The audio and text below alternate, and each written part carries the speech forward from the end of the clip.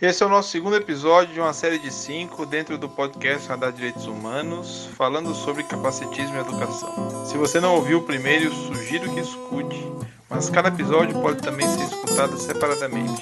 Espero que você goste.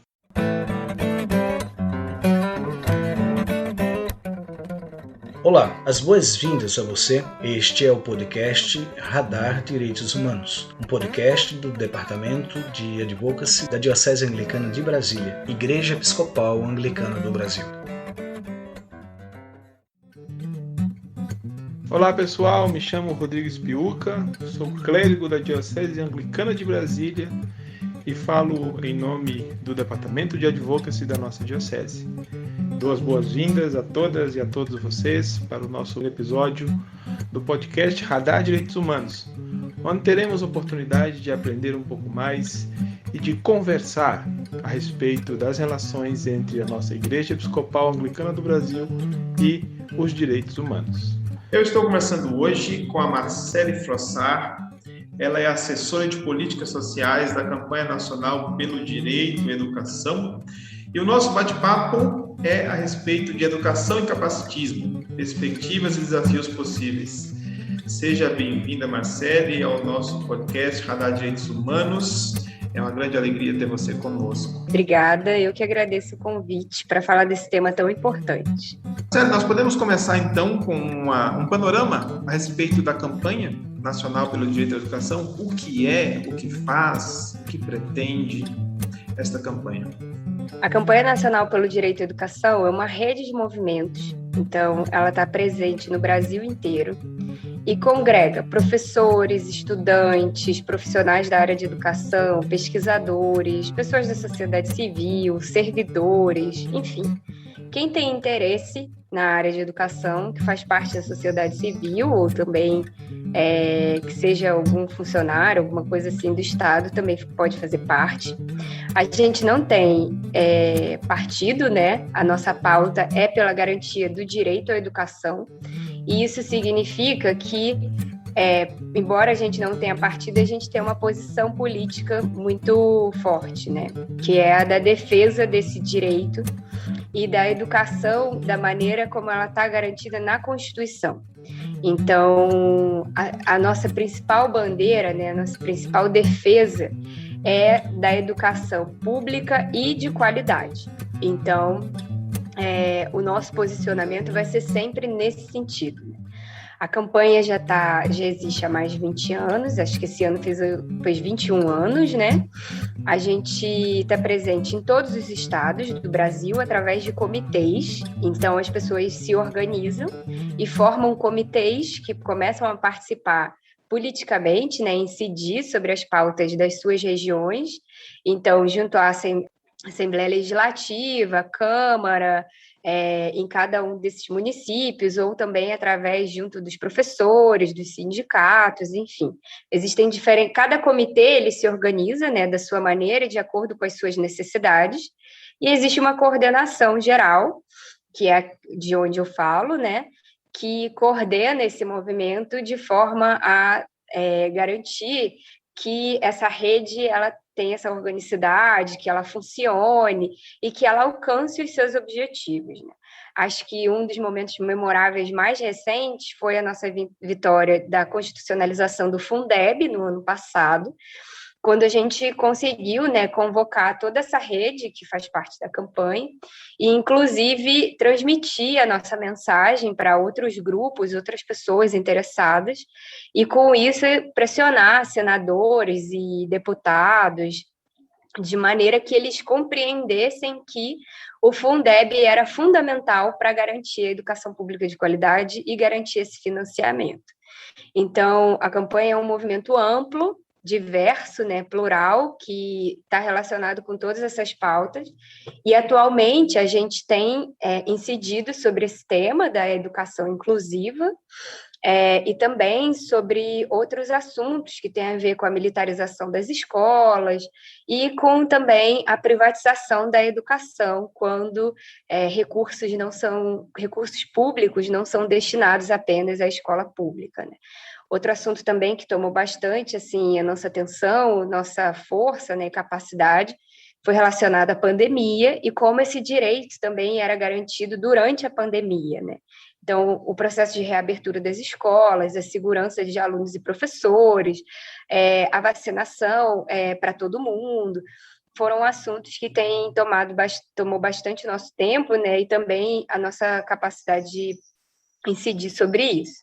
Acho que esse é bem um panorama geral, assim, do que a gente é e de qual é a nossa luta, né? Que é essa defesa da educação pública de qualidade para todas e para todos, pensando também na questão das meninas, pensando nas questões relacionadas a gênero e a todas essas outras pautas, inclusive a desigualdade social. Então, assim, tem uma abrangência muito ampla, né?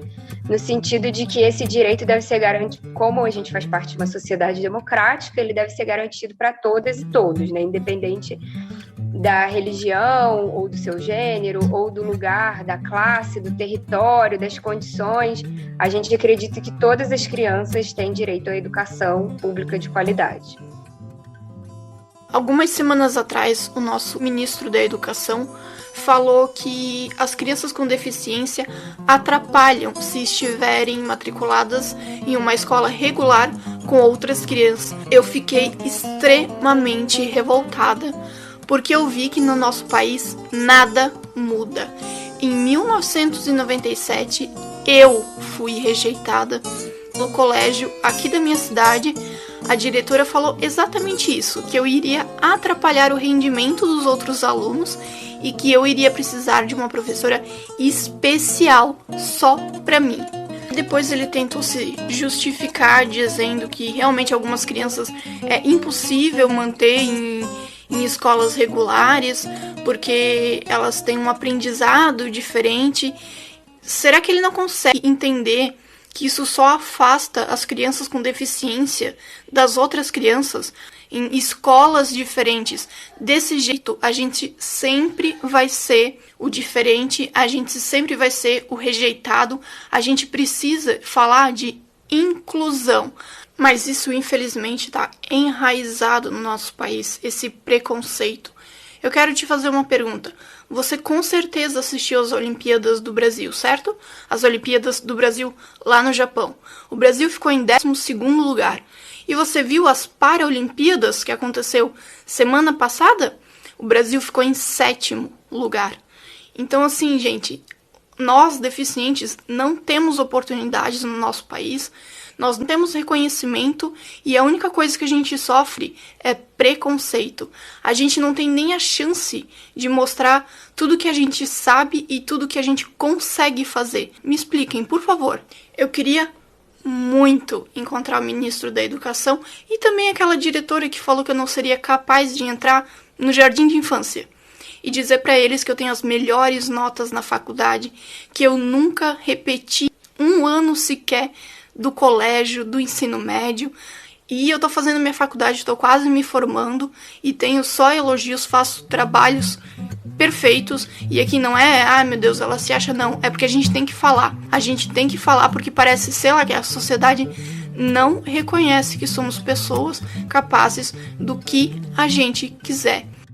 Marcele, e partindo dessa necessidade de garantir educação pública de qualidade para todas as pessoas, nós temos visto diversas manifestações, inclusive vindo do alto escalão da educação brasileira, né? Recentemente, o ministro da Educação, ele proferiu, né, afirmações acerca da impossibilidade de convivência entre pessoas com deficiência que são inseridas no contexto da educação, né? Então, partindo dessa visão preconceituosa, capacitista, como tem sido a incidência da campanha nacional pelo direito à educação para evitar o prevalecimento dessa visão capacitista da educação? Então, a gente tem participado de uma coalizão, que é a Coalizão pela Educação Inclusiva.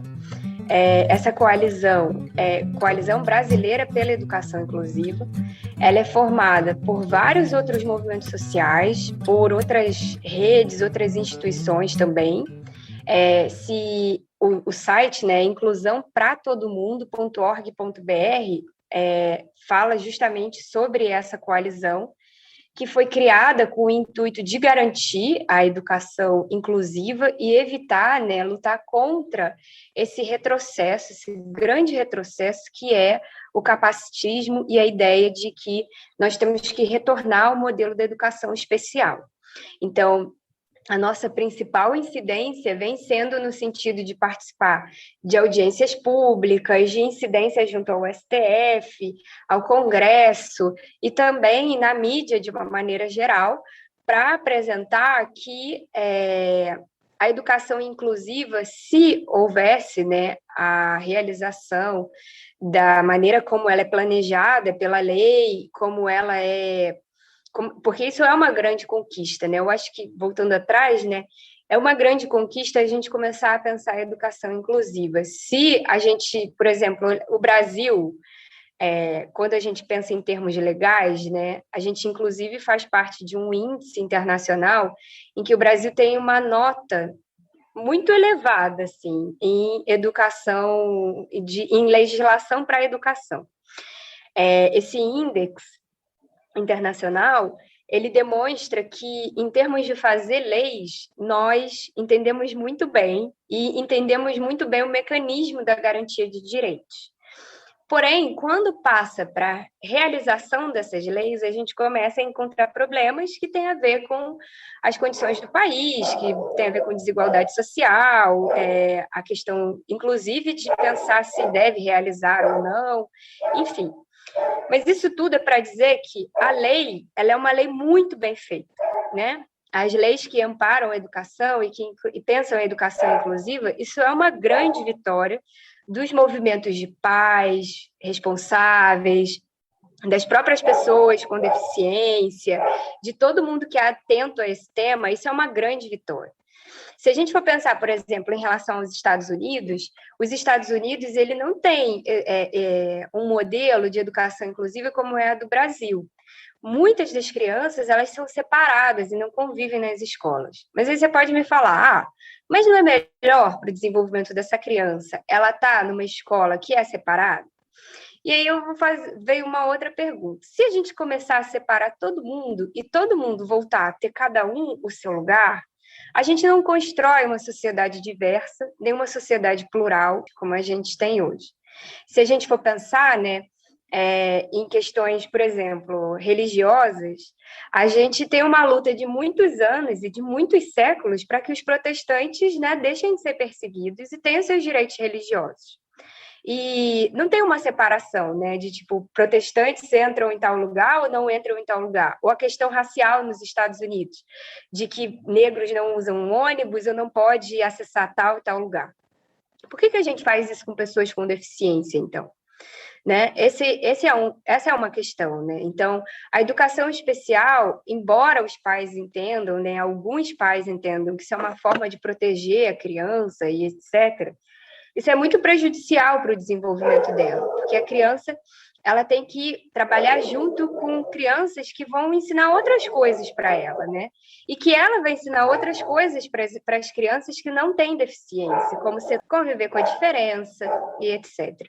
Então, a campanha ela vem incidindo justamente nesse sentido, de apresentar que a lei que a gente tem é uma lei já muito importante, muito vitoriosa, e que precisa de ajustes no sentido de garantir que ela se efetive, que a gente tenha professores e escolas com capacidade de receber esses alunos, que a gente tenha condições de receber esses alunos nessas escolas. Então, ao invés de lutar pela separação dessas crianças, a gente tem que lutar para que a escola tenha capacidade de realmente promover uma educação inclusiva.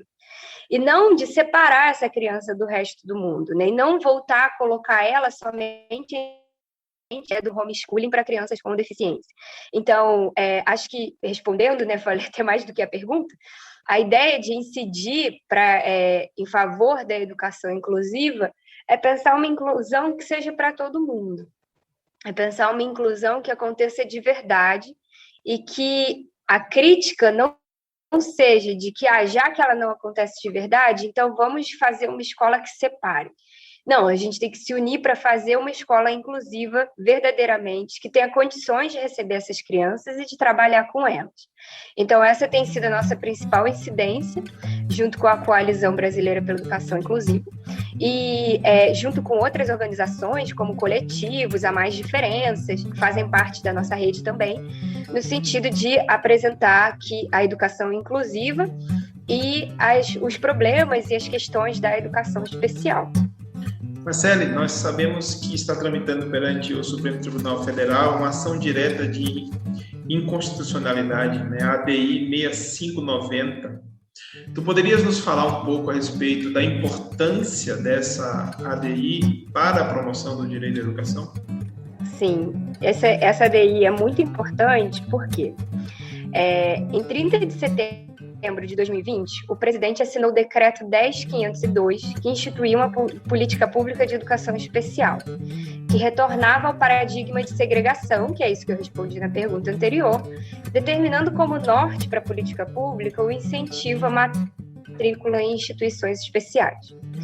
E aí o decreto, né, como da maneira como eu apresentei antes, ele prevê essa separação e dá um passo atrás. Ele não só cria uma estagnação no sentido de não realizar mais do que já foi realizado para a educação inclusiva, como ele reduz o que é a educação inclusiva, retornando à ideia de educação especial. E aí as organizações, que são muitas, né, que são a favor da educação inclusiva, que é essa ideia de que as crianças têm que ser inseridas na nossa sociedade, as crianças com deficiência e as pessoas com deficiência de uma maneira geral, o decreto, então, foi judicializado em uma ação direta de inconstitucionalidade no Supremo Tribunal Federal, que é a ADI 6590. E por meio dela, dezenas de organizações da sociedade civil pediram a habilitação como amicus curiae, ou seja, amiga da corte, com o intuito de trazer subsídios para o julgamento. Então, o que isso significa?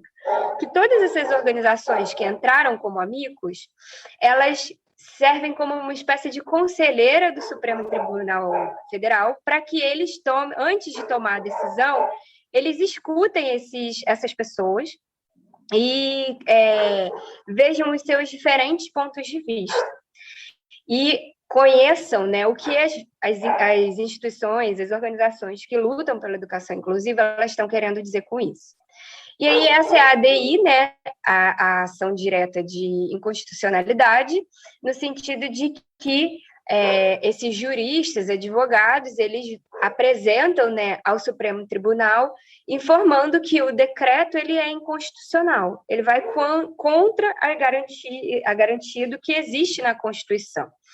E aí, essa ação direta de inconstitucionalidade, ela produziu uma audiência pública, e nessa audiência pública, que aconteceu nos dias 23 e 24 de agosto, agora, né, no mês passado, todas essas organizações, tanto as que são a favor da educação inclusiva, quanto as que estão defendendo o decreto do presidente, elas participaram e apresentaram seus pontos de vista, e foi o dia inteiro, né, de audiência pública, que terminou, né, com uma fala do ministro, dizendo que ele entendia o que era essa inconstitucionalidade, e que a gente deve, de fato, lutar por uma educação que seja uma educação inclusiva e uma educação de acordo com o que está assegurado na Constituição. Então, acho que o mais importante, né, dessa ADI é mostrar para a sociedade como um todo que, embora exista toda uma ideia de proteção e de uma educação exclusiva, né, que vai servir só para as pessoas com deficiência, a educação ela tem um propósito que é muito maior do que gerar resultados imediatos. Então, hoje em dia, assim, eu vejo muitos pais, por exemplo, na internet, que ficam assim, meu filho tem não sei que idade, digamos 6, 7, estuda em escola particular e ainda não é alfabetizado. Ou meu filho está na escola pública e ainda não foi alfabetizado. É claro que é muito importante que as crianças aprendam os currículos. A gente não está advogando que a escola ela tem que ser inferior ou que ela não tem que ser para ensinar ou para transmitir conteúdos.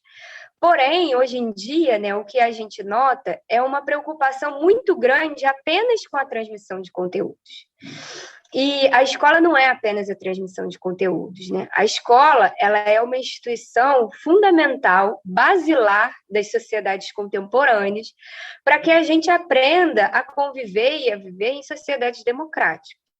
Então, a gente vai ter crianças de todas as classes, de todos os lugares, na escola pública, né, que é o principal espaço, né, porque justamente por ser pública agrega toda essa diversidade que corresponde ao que é o país. Não vai ser isso de, então eu vou colocar uma criança com deficiência na escola e ela vai ficar lá sem aprender nada.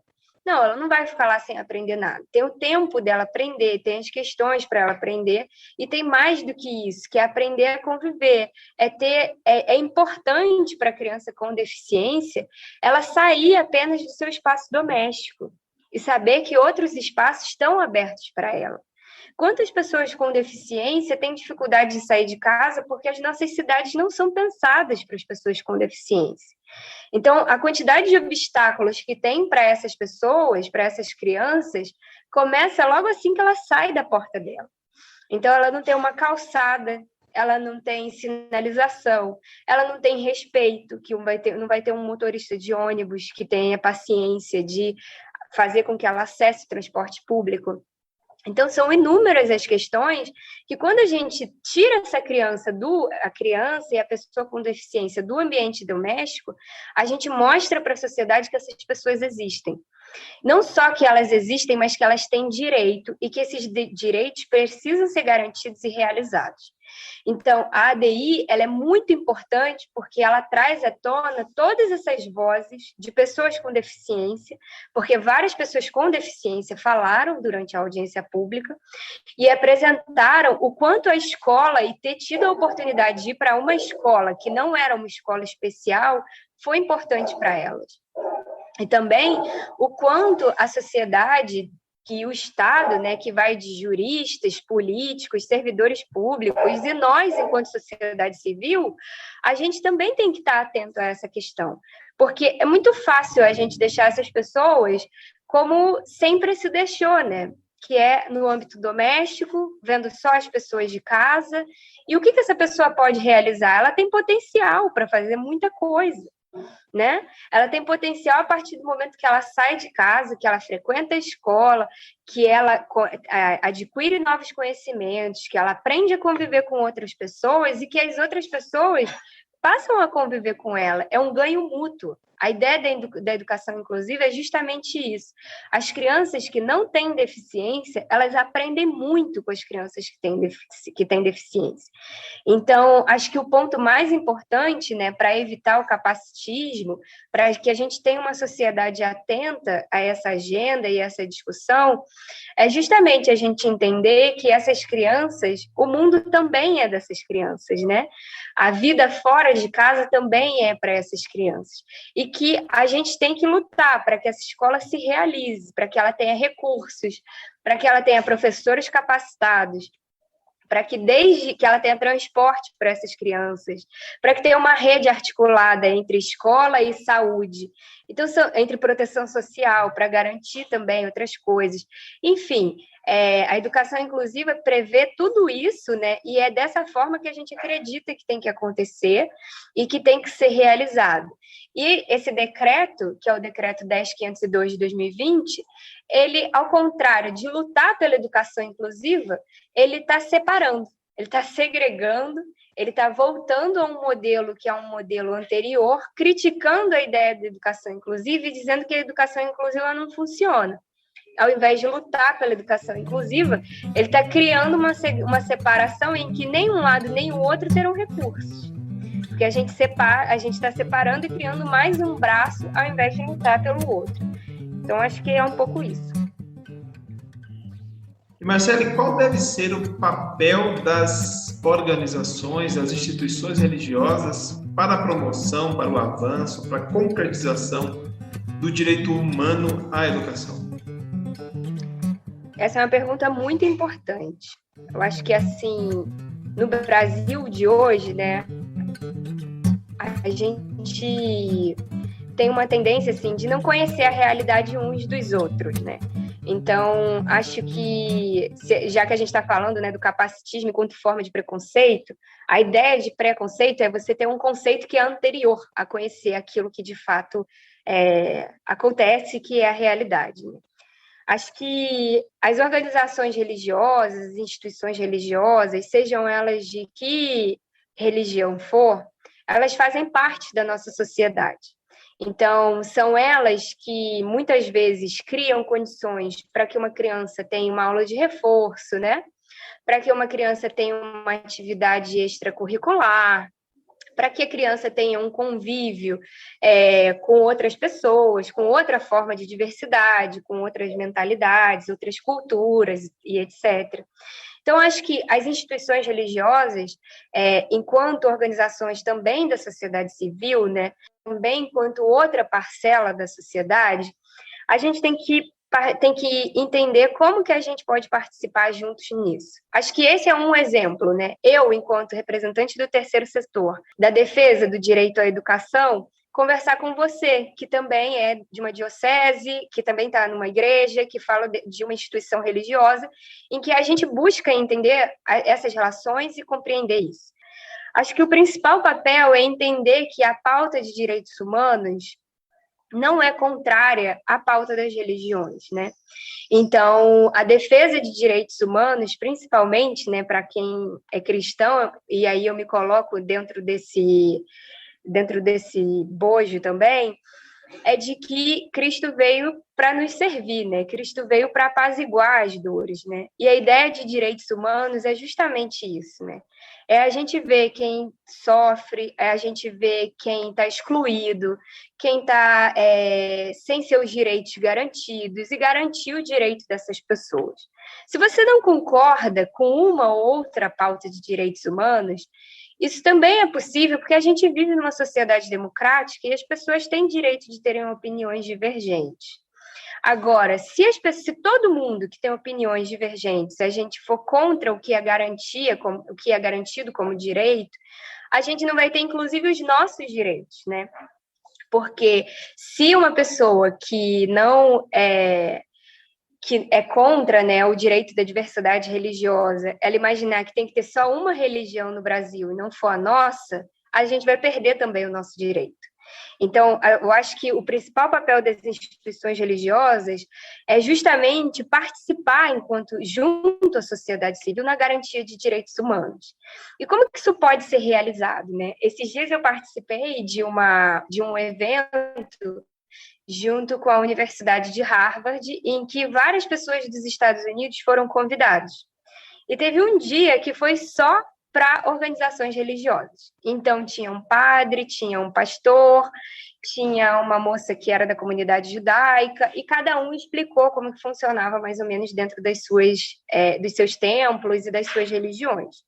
E eles criaram, como se fosse uma espécie de pastoral, ou um grupo, né, dentro dessas igrejas, em que existem pessoas que recebem treinamentos para falar sobre direitos humanos, para falar sobre direito à educação, para ficar atenta à proteção de crianças e adolescentes, para perceber se essa criança mudou de comportamento, para que uma professora da escolinha bíblica ou alguma coisa assim, se ela notar que uma criança mudou de comportamento, ela pode falar com as pessoas desse setor da igreja que foram treinadas para fazer esse acolhimento e para fazer os encaminhamentos responsáveis, né? Que não precisa ser imediatamente legal, mas é saber fazer uma escuta com essa criança, saber como proceder, quem convidar para conversar ou para dar uma consultoria, se vai ser um conselho tutelar, alguma coisa nesse sentido. Isso eu estou falando nessa parte de direito à criança e de proteção à criança, mas a mesma coisa em relação à educação. Aí tem uma pessoa que sabe como encaminhar a partir do momento que ela descobre que uma família perdeu a data de matrícula dessa criança no colégio. Então, como que a gente faz para matricular essa criança de novo? E aí a própria igreja ter relações com as organizações da sociedade civil, seja com a diretora da escola, dali da região, ou conhecer alguém que possa chegar a essa diretora e fazer essa ponte. Então, assim, as igrejas e instituições religiosas, elas têm muito a oferecer e muito a participar, inclusive porque tem espaços também, né? Espaços físicos, em que elas podem fazer reuniões, informar os pais, promover realmente falas e palestras sobre o que é direitos humanos, o que é a garantia de direitos, que vai desde a garantia da saúde e colocar a sociedade para lutar pelos seus direitos, né? Então, quando a gente pensa assim, mas o posto de saúde da nossa região não funciona.